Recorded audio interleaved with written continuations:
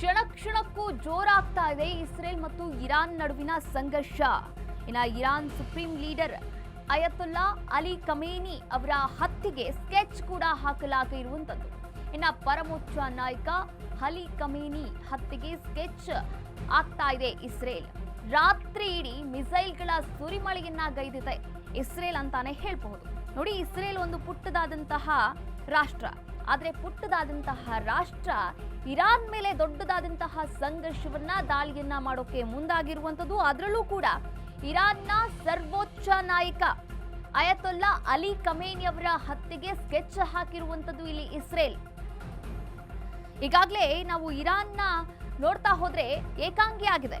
ಈಗಾಗಲೇ ನೆರವಿಗೆ ಚೀನಾ ಕೂಡ ಬರ್ತಾ ಇಲ್ಲ, ರಷ್ಯಾ ಕೂಡ ಬರ್ತಾ ಇಲ್ಲ ಇರಾನ್ ನೆರವಿಗೆ.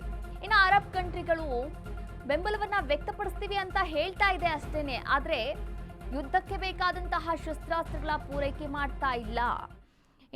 ಪರಮಾಣು ಶಕ್ತಿಯೂ ಕೂಡ ಇರಾನ್ ಬಳಿ ಇಲ್ಲ. ಇಸ್ರೇಲ್ ಮತ್ತು ಇರಾನ್ ಸಂಘರ್ಷ ನಿಲ್ಲುವಂತಹ ಯಾವುದೇ ಲಕ್ಷಣಗಳು ಕೂಡ ಕಾಣಿಸ್ತಾ ಇಲ್ಲ.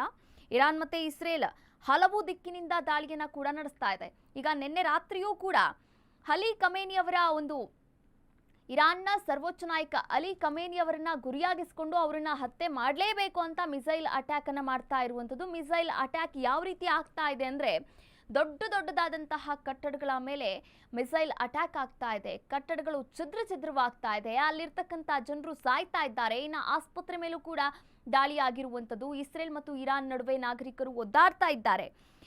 ಅಯತುಲ್ಲಾ ಅಲಿ ಖಮೇನಿ ಅವರ ಎಡಗೈಯ ಹಾಗೆ ಬಲಗೈನಂತಿದ್ದವರು, ಅಂದ್ರೆ ಲೆಫ್ಟ್ ಆಗಿರ್ಬೋದು, ರೈಟ್ ಆಗಿರ್ಬೋದು, ಈಗ ಪ್ರತಿಯೊಂದು ಅಧಿಕಾರಿಗಳು ಕೂಡ ಅಸುನೀಗಿರುವಂಥದ್ದು, ಮೃತಪಟ್ಟಿದ್ದಾರೆ. ಈಗ ಅವ್ರ ಬೆಂಬಲಕ್ಕೆ ಯಾರಿದ್ದಾರೆ ಹಾಗಾದ್ರೆ? ಪರಮಾಪ್ತ ರಾಷ್ಟ್ರಗಳಾದಂತಹ ರಷ್ಯಾ ಮತ್ತೆ ಚೀನಾ, ಉತ್ತರ ಕೊರಿಯಾ ಕೂಡ ಒಂದು ನಿರ್ಣಾಯಕ ಸಂದರ್ಭದಲ್ಲಿ ನೆರವಿಗೆ ಬರ್ತಾ ಇಲ್ಲ, ಇನ್ನೂ ಕೂಡ ಬಂದಿಲ್ಲ. ಹೀಗಾಗಿ ತಾತ್ವಿಕವಾಗಿ ಮತ್ತು ರಾಜಕೀಯವಾಗಿ ಸದಾ ಬೆಂಬಲವನ್ನ ನೀಡ್ತಾ ಇತ್ತು ಲೆಬನಾನ್ನ ಹಿಜ್ಬುಲ್ಲಾ ಮತ್ತು ಕೆಲವೊಂದು ರಾಷ್ಟ್ರಗಳು. ಆದರೆ ರಾತ್ರಿ ಇಡೀ ಮಿಸೈಲ್ಗಳ ಸುರಿಮಳೆಗೈದಿದೆ ಇಸ್ರೇಲ್ ಅಂತಾನೆ ಹೇಳ್ಬೋದು. ಅಯತುಲ್ಲಾ ಅಲಿ ಖಮೇನಿ ಅವರ ಹತ್ಯೆಗೆ ಗುರಿಯಾಗಿಸಿಕೊಂಡು ಈ ಒಂದು ದಾಳಿಯನ್ನ ಮಾಡ್ತಾ ಇದೆ ಇಸ್ರೇಲ್ ಒಂದು ಪುಟ್ಟ ರಾಷ್ಟ್ರವಾದ್ರೂ ಕೂಡ ಇರಾನ್ ಮೇಲೆ ದಾಳಿಯನ್ನ ಮಾಡ್ತಾ ಇರುವಂತದ್ದು. ಈ ಕುರಿತಂತೆ ಇನ್ನಷ್ಟು ಅಪ್ಡೇಟ್ಸ್ ಅನ್ನ ನೀಡ್ತಾ ಹೋಗ್ತಾರೆ ನಮ್ಮ ಪ್ರತಿನಿಧಿ ವಿನೋದ್ ಕಮ್ತರ್. ವಿನೋದ್ ಕಮ್ತರ್, ರಾತ್ರಿ ಇಡೀ ಮಿಸೈಲ್ಗಳ ಸುರಿಮಳೆಗೈದಿದೆ ಇಸ್ರೇಲ್ ಅಂತಾನೆ ಹೇಳ್ಬೋದು. ಇನ್ನು ಏನೆಲ್ಲ ಅಪ್ಡೇಟ್ಸ್ ಇದೆ ಈ ಎರಡೂ ರಾಷ್ಟ್ರಗಳ ಸಂಘರ್ಷದ ಕುರಿತಾಗಿ? ಕಾವ್ಯ ಆಚಾರ್, ನಿನ್ನೆ ಏನು ಬೆಳಗ್ಗೆ ಒಂದು 11 ಗಂಟೆ 12 ಗಂಟೆ ಸುಮಾರಿಗೆ ಇಸ್ರೇಲ್ ನ ಒಂದು ಪ್ರಮುಖ ಆಸ್ಪತ್ರೆ ಆಗಿರ್ತಕ್ಕಂಥ ಸೂರೋಕ್ ಆಸ್ಪತ್ರೆ ಮೇಲೆ ದಾಳಿ ಮಾಡಿತು. ಅದಾದ ಬಳಿಕ ಇಸ್ರೇಲ್ ಒಂದು ಕೆರಳಿ ಕೆಂಡವಾಯಿತು. ಅದಾದ ಒಂದು ಕೆಲವೇ ಕ್ಷಣಗಳಿಂದ ಟ್ವೀಟ್ ಮಾಡ್ತಾರೆ ಇಸ್ರೇಲ್ ಪ್ರಧಾನಮಂತ್ರಿ ನೆತನ್ಯಾಹು, ಈ ಒಂದು ಪ್ರತಿ ಹನಿ ರಕ್ತಕ್ಕೂ ನಾವು ಬೆಲೆ ತೆಗೆದುಕೊಂತೀವಿ, ನೀವು ಬೆಲೆ ತರಬೇಕಾಗುತ್ತೆ ಅಂದ್ಬಿಟ್ಟು ಒಂದು ಟ್ವೀಟ್ ಮಾಡ್ತಾರೆ. ಅದಾದ ಬಳಿಕ ರಾತ್ರಿ ಇಡೀ ಆದ್ರೆ ಈ ಇರಾನ್ನಾದ್ಯಂತ ಒಂದು ಡ್ರೋನ್ಗಳ ಸುರಿಮಳೆಗಳೇನೆ ಆದವು. ಯಾಕಂದ್ರೆ ಈಗಾಗಲೇ ನಾವು ನೋಡ್ತಾ ಇರ್ಬೋದು, ಡೇ 1 ನಿಂದನೂ ಸಹ ಈ ಯುದ್ಧ ಆರಂಭ, ಇವತ್ತು 8ನೇ ದಿನ, ಇಲ್ಲಿವರೆಗೂ ಸಹ ಇಸ್ರೇಲ್ ಇರಾನ್ ಪ್ರಮುಖ ಒಂದು ನಾಯಕರುಗಳು, ಅಂದ್ರೆ ರಾಜಕೀಯ ನಾಯಕರುಗಳಾಗಲಿ ಸೇನಾ ನಾಯಕರುಗಳಾಗಲಿ ಅವ್ರಗಳನ್ನ ಟಾರ್ಗೆಟ್ ಮಾಡಿಕೊಂತು. ಅಂದ್ರೆ ಈಗಾಗಲೇ ಎಷ್ಟು ಜನ ಸತ್ತಿದಾರೋ ಅವ್ರು ಯಾರು ಸಾಮಾನ್ಯ ವ್ಯಕ್ತಿಗಳೆಲ್ಲ ಇಡೀ ಅಯತುಲ್ಲಾ ಖಮೇನಿ ಏನಿದಿನ ಅವನ ದೇಹದ ಪ್ರತಿಯೊಂದು ಅಂಗಾಂಗ ತರಾನು ಕೆಲಸ ಮಾಡ್ತಿತ್ತು. ಅಂದ್ರೆ ಅವ್ರುಗಳು ಇಲ್ಲದೆ ಈ ವ್ಯಕ್ತಿ ಇರ್ತಾನೆ ಇರಲಿಲ್ಲ. ಅಂತ ವ್ಯಕ್ತಿಗಳನ್ನ ಈಗಾಗಲೇ ಹೊಡೆದು ಉಳಿಸಿ ಏನು ಈ ಅಯತುಲ್ಲಾ ಖಮೇನಿನ ನಿಷ್ಕ್ರಿಯ ಮಾಡುವಂತ ಕೆಲಸಗಳನ್ನು ಇಸ್ರೇಲ್ ಮಾಡಿದೆ. ಸೊ ಇದಾದ ಬೆನ್ನಲ್ಲಿ ಈಗ ನೆಕ್ಸ್ಟ್ ಟಾರ್ಗೆಟ್ ಇರ್ತಕ್ಕಂಥದ್ದು ಇಸ್ರೇಲ್ದು ಅಯತುಲ್ಲಾ ಖಮೇನಿ. ಯಾಕಂದ್ರೆ ಕಳೆದ ಕೆಲವು ವರ್ಷಗಳಿಂದ ಸಹ ಅಯತುಲ್ಲಾ ಖಮೇನಿ ಹಲವು ಬಾರಿ ದಾಳಿಯನ್ನು ಮಾಡಿತ್ತು. ಇದಾದ ಬಳಿಕ ಹೇಗಾದ್ರೂ ಮಾಡಿ ಅಯತುಲ್ಲಾ ಖಮೇನಿ ನಾವು ಹೊಡೆದು ಉಳಿಸಿದ್ರೆ ನಮ್ಗಳಿಗೆ ಶತ್ರು ಇರಲ್ಲ ಅನ್ನುವ ನಿಟ್ಟಿನಲ್ಲಿ ಇಸ್ರೇಲ್ ಪ್ರಯತ್ನ ಮಾಡ್ತಿದೆ. ಆದ್ರೆ ಇಸ್ರೇಲ್ ಇಷ್ಟೆಲ್ಲ ಪ್ರಯತ್ನ ಮಾಡ್ತಿರೋದು ಯಾಕಂದ್ರೆ ಇದೇನು ಹೊಸದಲ್ಲ, ಸಾಕಷ್ಟು ಬಾರಿ ಪ್ರಯತ್ನ ಮಾಡಿದೆ.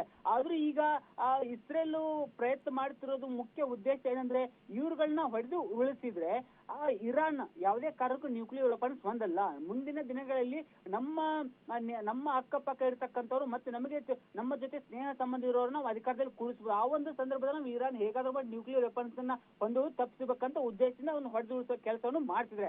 ಆದ್ರೆ ಹೊಡೆದುರುಳಿಸೋ ಕೆಲಸನ ಈಗಾಗಲೇ ಮಾಡೋಕೆ ಎಷ್ಟೇ ಪ್ರಯತ್ನ ಪಟ್ಟರು ಸಹ ಒಂದು ಇಸ್ರೇಲ್ ವಿಫಲ ಆಗಿದೆ. ಯಾಕಂದ್ರೆ ಒಂದು ಬೃಹತ್ ಅಂಡರ್ಗ್ರೌಂಡ್ ನಲ್ಲಿ ಬಂಕರ್ ನಲ್ಲಿ ಈಗಾಗಲೇ ಒಂದು ಅಯತುಲ್ಲಾ ಖಮೇನಿ ಒಂದು ಸ್ಟೇ ಆಗಿದೆ. ಇದಾದ ಬಳಿಕನೂ ಸಹ ಒಂದು ಅಯತುಲ್ಲಾ ಖಮೇನಿನೂ ಸಹ ಒಂದು ಇಸ್ರೇಲ್ ಪ್ರಧಾನಿ ಮಂತ್ರಿ ಬೆಂಜಮಿನ್ ನೆತನ್ಯಾಹುವನ್ನು ಹತ್ಯೆ ಮಾಡಲು ಸಾಕಷ್ಟು ಬಾರಿ ಪ್ರಯತ್ನ ಮಾಡ್ತಿದೆ. ಆದ್ರೂ ಸಹ ಆ ಒಂದು ಪ್ರಯತ್ನ ಈಗಾಗಲೇ ವಿಫಲ ಆಗ್ತಿದೆ. ಸೊ ಹೀಗಾಗಿ ಒಂದು ಇಸ್ರೇಲ್ ಏನ್ ಟಾರ್ಗೆಟ್ ಮಾಡಿದ ಇರಾನ್ನ ಪ್ರಮುಖ ನಾಯಕನ ಅದು ಯಾವಾಗ ವರ್ಕೌಟ್ ಆಗುತ್ತೆ ಅಂತ ಇಡೀ ಜಗತ್ತು ಕಾಯ್ತಿದ್ರೆ, ಮತ್ತೊಂದ್ ಕಡೆ ಅಮೆರಿಕನೂ ಸಹ ಒಂದು ಸ್ಪಷ್ಟವಾದ ಒಂದು ನಿಲುವನ್ನು ತೆಗೆದುಕೊಂಡಿದೆ. ಅಂದ್ರೆ ನಮ್ಮ ಉದ್ದೇಶ ಅಯತುಲ್ಲಾ ಖಮೇನಿ ಹೊಡೆದು ಉಳಿಸುವ ಉದ್ದೇಶ ಅಲ್ಲ, ನಮ್ಮ ಉದ್ದೇಶ ಇರುವುದು ಏನೋ ಈ ಒಂದು ಇರಾನ್ ಏನಿದೆ ಅದು ನ್ಯೂಕ್ಲಿಯರ್ ವೆಪನ್ಸ್ ಹೊಂದುವುದನ್ನು ತಪ್ಪಿಸೋದು, ಇಷ್ಟೇ ನಮ್ಮ ಉದ್ದೇಶ. ಆದ್ರೆ ಈಗಾಗಲೇ ಒಂದು ಅಯತುಲ್ಲಾ ಖಮೇನಿ ಎಲ್ಲಿದೆ ಅಂತ ನಮ್ಗೆ ಗೊತ್ತು, ಅದನ್ನ ನಾವು ದಾಳಿ ಮಾಡಲ್ಲ.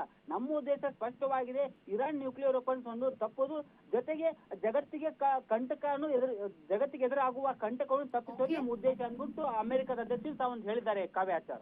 ಎಸ್, ಥ್ಯಾಂಕ್ ಯು ವಿನೋದ್ ತಮ್ಮೆಲ್ಲ ಡೀಟೇಲ್ಸ್ಗಾಗಿ.